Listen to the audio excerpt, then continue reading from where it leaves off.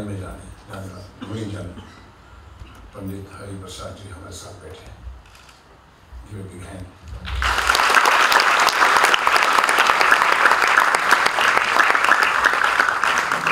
आज हमें ये सीखना है थोड़ा सा कि पंडित हरि प्रसाद चौरसिया कैसे बना जाता है, ये कैसे बनते हैं। इस तरह 15 साल के थे, 21 साल के थे, 31 के थे, 41 थे, 51 थे, 61 कैसे बनी, उनका एक्सपीरियंस उनका। आप बताइए, the man who has achieved Padma Bhushan, honorary doctorate, North Odisha University, one of the 25 greatest global living legends in India, declared by LBP. Ye aadmi was born in Allahabad as a son of a wrestler. Can you beat that? या जैन लालबेग हो, can लोगल हो, यहूदी मईन हो, अजीत भाई रामपाल हो, ये वो बच्चा है।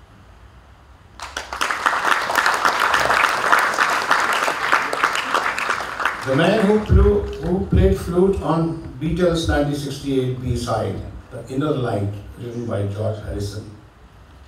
He started his first job, a small job, at the All India Radio, Cuttack, Odisha, in 1957. What a dream, what a beginning, and what a final zenith. He was welcomed by the best of the big film music composer as an ace futurist for movies in Bombay. But very soon he became a music composer, teamed with his friend Shiv Kumar Sharma, and composed evergreen film music for legend Yash Chopra in films like Silsila, Chandni, Dar. And I hope that you cannot forget a flute he played in my film called Hero.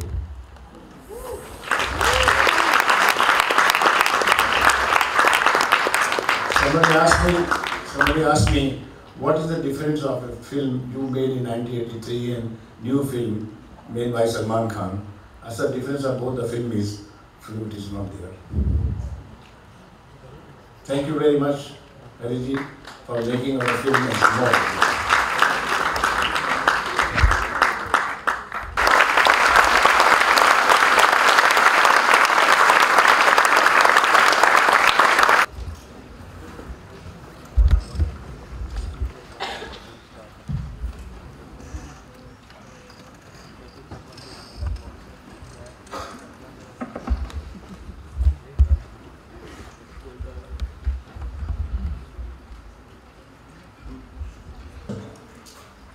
इस विद्यालय के बारे में, school के बारे में कहें, और आप उन दिनों की बात कहें जब आप एक विद्यार्थी थे।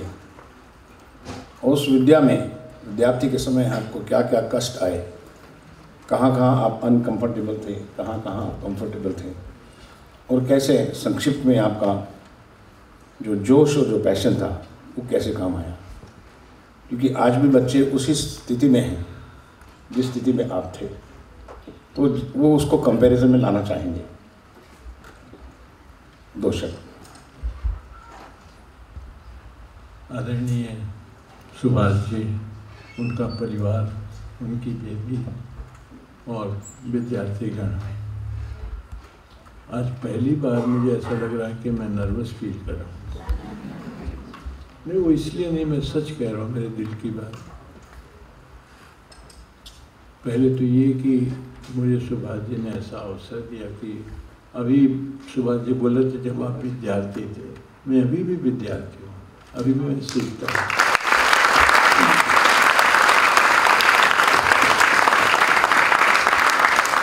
और जो सीखने का आनंद है वो सही में उसका बहुत ही एक अलग तरीके का आनंद है। सिखाने में आनंद नहीं है, जब हम टीचर हो गए तो उसकी बात क्या है, लेकिन जब हम सीखते हैं वो समझना और फिर फिल्म को उसमें म्यूज़िक की आवश्यकता है तो किस म्यूज़िक की आवश्यकता है, क्या चाहिए उसमें, इन लोगों से ही मैंने सीखा है और अभी भी सीखता हूँ। अभी मैंने गुरुकुल जैसे कहा, सुभाष जी ने गुरुकुल है मेरे, तो मैं बच्चों को लाता हूँ, उनसे बहुत कुछ सीखता हूँ और ऐसी ऐसी बातें सीखता हूँ कि आज मॉडर्न युग में किस तरीके से बारे में किस तरीके से समझाना है, उसकी बात बजाना है। हमारे पुराने उस्ताद लोग तो सीधे बैठ जाते थे और आंख बंद करके शुरू हो जाते थे, कभी अनाउंस भी नहीं करते थे कि हम क्या करने वाले, और लोग ये सोचते ही नहीं दुनिया की बांसुरी बजवानी। तो आप लोगों में इतना भगवान ने वो दिया है, क्या कहना चाहिए, ताकत दी है, उससे बेकार है, हमारे समझ में नहीं आता। लेकिन हम आप लोगों को देख के बहुत कुछ सीख जाते हैं। सच में कह रहा हूँ, जो आज के नवयुवक में जो एक शिक्षा की लालच है, लालच ये कहना चाहिए कि उनके में इतना लगाव आ जाता है कि वो बैठ जाते हैं एक बार तो दुनिया की किसी लाइब्रेरी में भी चले जाते हैं और वहाँ से किताबें देख के वहाँ से सीख लेते हैं। तो इतना नॉलेज भगवान ने दिया हुआ है। मैं आपको एक बात सच बताता हूँ,